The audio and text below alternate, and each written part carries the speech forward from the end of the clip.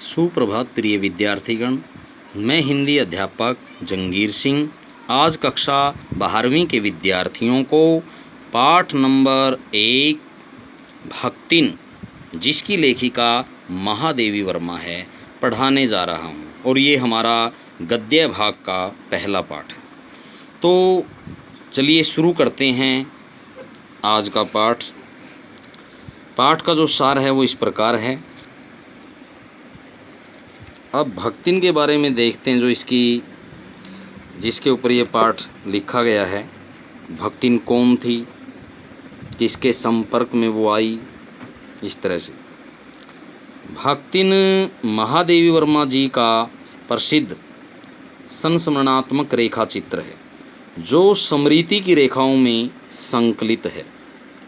इसमें महादेवी जी ने अपनी सेविका भक्तिन के अतीत जो बीत चुका है, अर्थात भूतकाल एवं वर्तमान का परिचय देते हुए वर्तमान जो चला हुआ है उसके व्यक्तित्व का चित्रण किया है। चित्रण वर्णन, व्यक्तित्व वो कैसी थी, उसका व्यवहार कैसा था समाज में, और समाज के लोगों का उसके प्रति कैसा व्यवहार था, ये सारा उसमें आ जाता है। व्यक्तित्व वो देखने में कैसी लगती थी, उसका रवैया क्या था, बोल चाल का, या फिर एक दूसरे के साथ व्यवहार करने का समाज में रहते हुए सारा आ जाता है। लेखिका के घर में काम करने से पहले भक्तिन ने कैसे एक संघर्षशील, स्वाभिमानी और कर्मशील जीवन यापन किया, वह कैसे पितृसत्तात्मक मान्यताओं और उसके छल छदम पूर्ण समाज में अपने और अपनी बेटियों की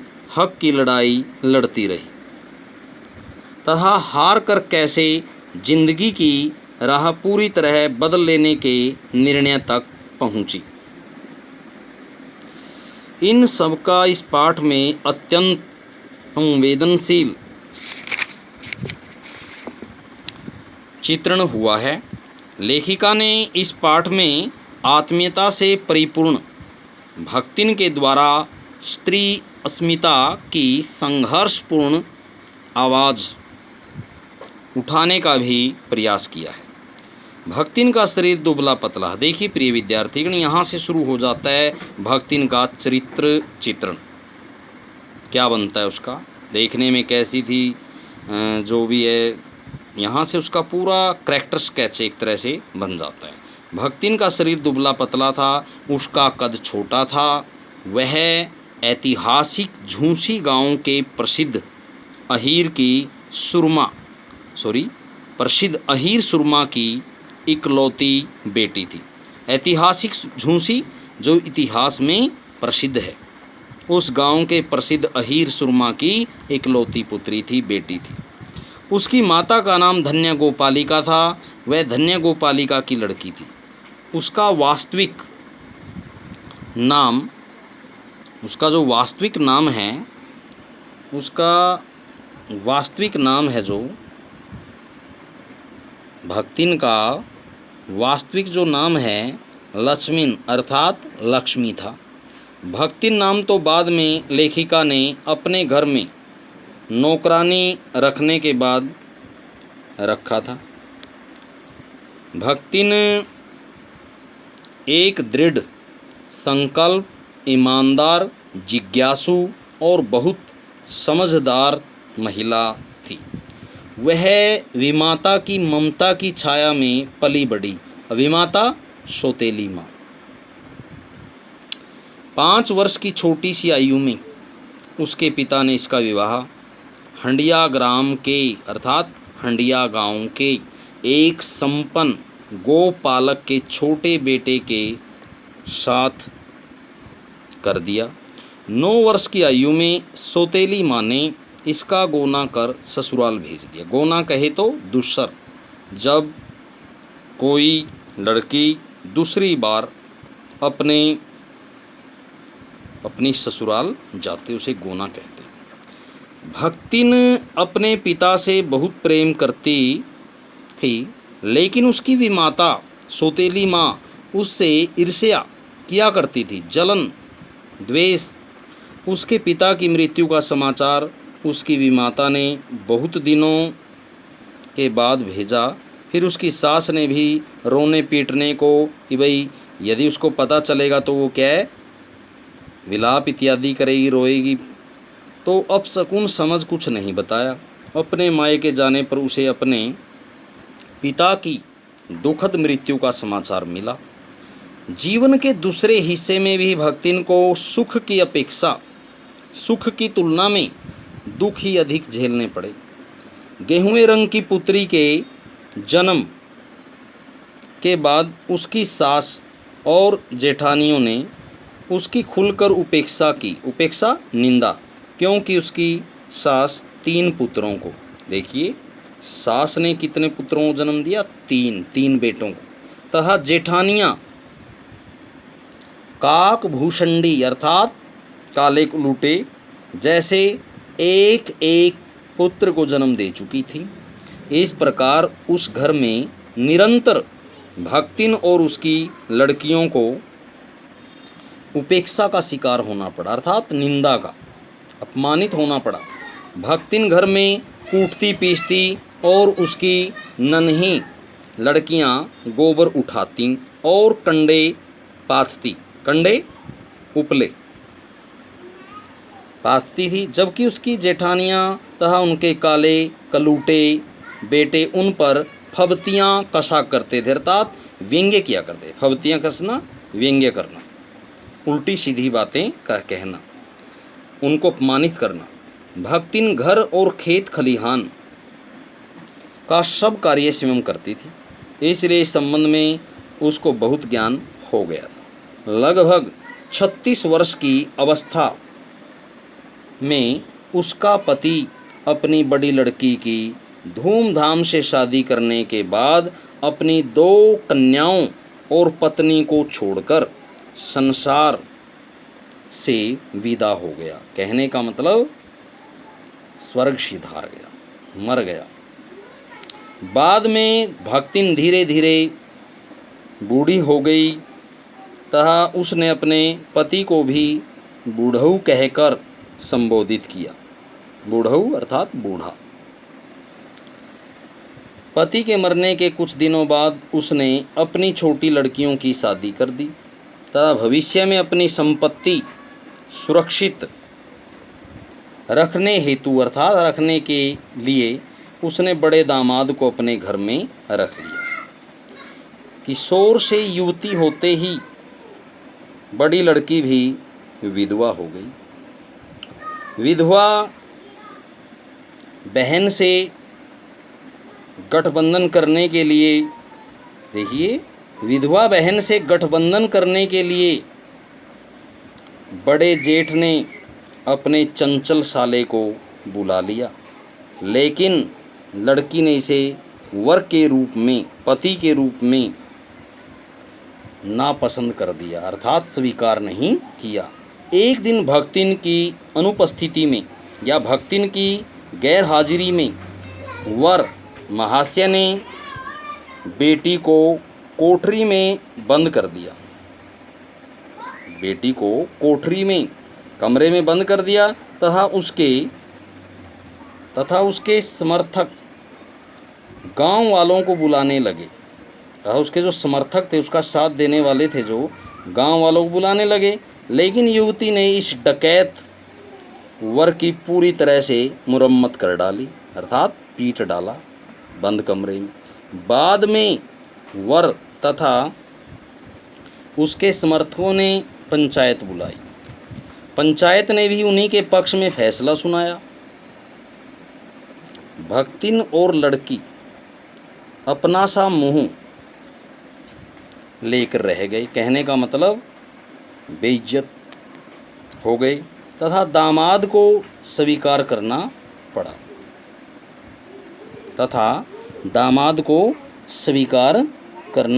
पड़ा, बाद में भक्तिन के दिन खेतीबाड़ी, धन संपत्ति एवं पारिवारिक द्वेष में झुलस गए।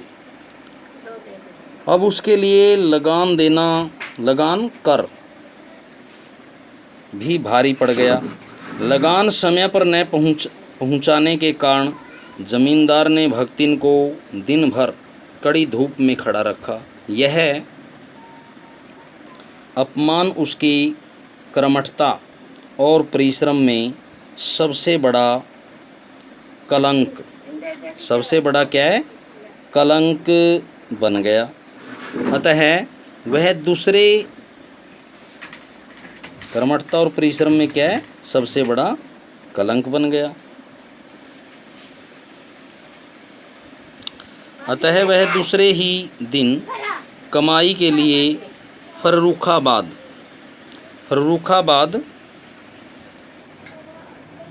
दूसरे दिन के कमाई के लिए फर्रुखाबाद शहर आ गई।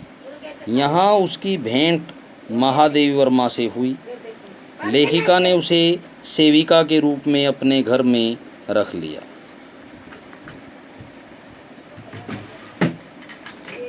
दूसरे दिन सवेरे ही भक्ति ने लेखिका की धुली हुई धोती को जल के छींटों से पवित्र कर का मतलब करके पहना तथा सूर्य और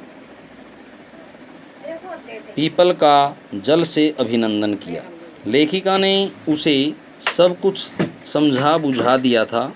भक्तिन पाक कला अर्थात रसोई इत्यादि का जो भी काम है खाने पकाने का, तो भक्तिन पाक कला में अत्यंत क्या है, भक्तिन पाक कला में अत्यंत निपुण थी। यह लेखिका भी पहचान गई थी। भक्तिन के प्रभाव के कारण अब लेखिका भी बिना गुड़ और घी के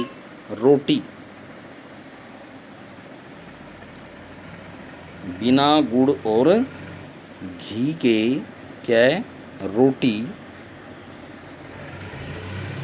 खाने लगी तथा उससे प्रेरित होकर लेखिका अब अपनी असुविधाएं भी छिपाने लगी थीं।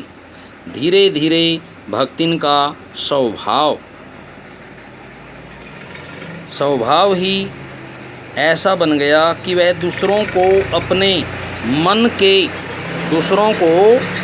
मन के अनुसार बना लेना चाहती थी, लेकिन स्वयं में वह कोई परिवर्तन नहीं चाहती थी, बदलाव नहीं चाहती थी स्वयं में। इसी कारण लेखिका भक्तिन के अपरिवर्तनशील स्वभाव के कारण अधिक देहाती बन गई थी। भक्तिन ने अपनी भाषा और अनेक दंत कथाएं, जो श्रव्य कथाएं थी सुनने योग्य, लेखिका को कंठस्थ कर दी थी, याद करवा दी थी। भक्तिन अत्यंत समझदार महिला थी। उसमें गुण होने के साथ साथ दुर्गुणों का भी अभाव नहीं था। कहने का मतलब उसमें बहुत सारे दुर्गुण भी थे, दोष भी थे। लेखिका को जिस बात से क्रोध आता उसे भक्तिन इधर उधर करके बताया करती थी। वह सत्य के साथ झूठ भी बोल लिया करती थी। और शास्त्र का प्रश्न भी वह अपनी सुविधा के अनुसार सुलझा लेती थी। उसे अनेक शास्त्रों का ज्ञान था। लेखिका के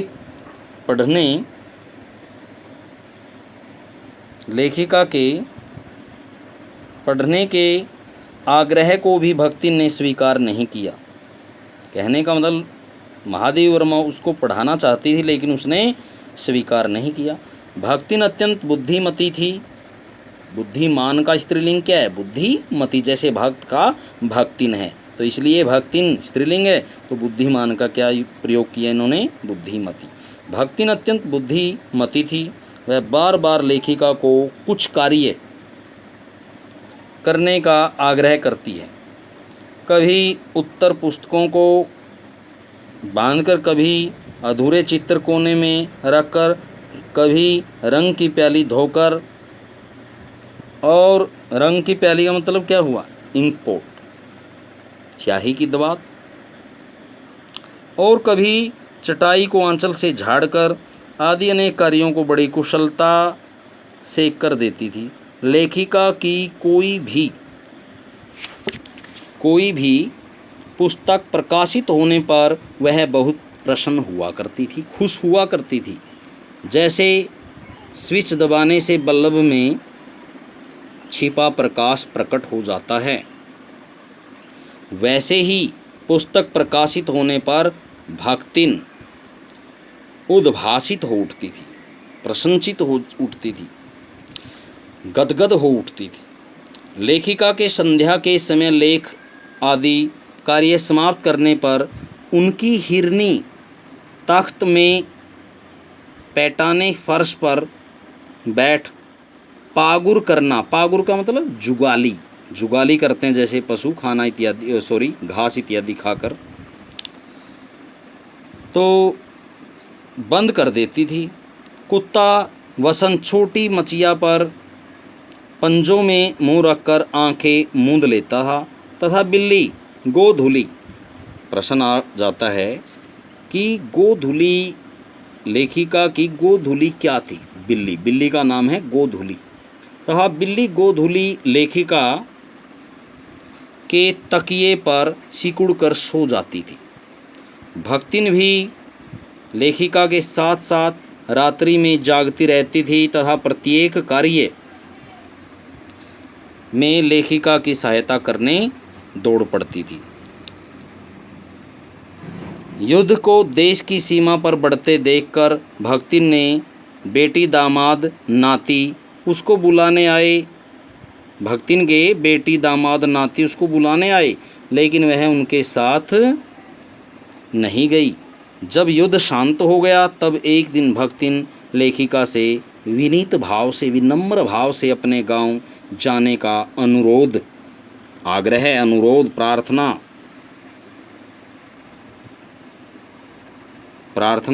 अनुरोध करने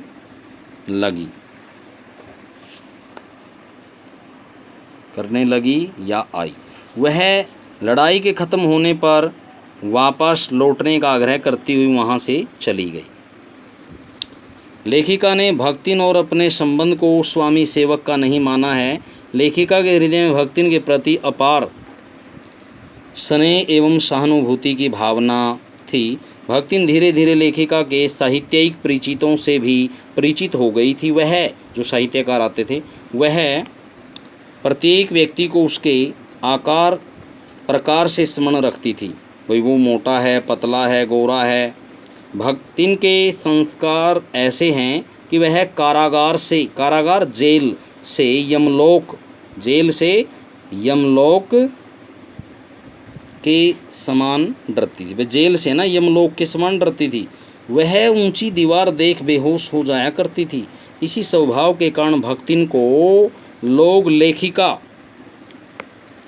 के बार बार जेल जाने की बात बताकर चिढ़ाया करते थे। लेखिका के जेल जाने पर वह उनके साथ सामान बांध चल पड़ती थी। वह लेखिका के साथ न जाने पर अपमानित भी हुआ करती थी। लेखिका ऐसा सोचती है कि जब मेरे लिए रहस्यपूर्ण बुलावा आ गया है जिसमें कोई कार्य करने का अवकाश नहीं मिलता। प्रिय विद्यार्थियों, इतना ही अच्छी तरह से देखेंगे, समझेंगे, सुनेंगे और इसके जो अभ्यास के प्रश्नोत्तर है वो अच्छी तरह से क्या है याद करेंगे और लिखेंगे। धन्यवाद।